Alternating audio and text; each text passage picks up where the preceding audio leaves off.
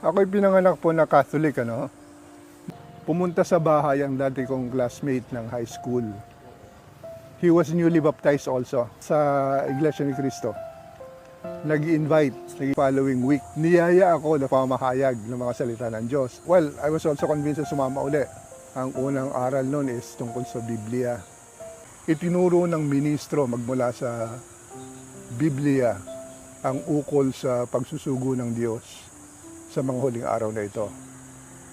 Na yan ay kay kapatid na Felix Manalo. Lalo ko napatunayan na ito ang tunay na iglesia. Ito ay tunay na hula na galing sa Diyos, kaya may katuparan.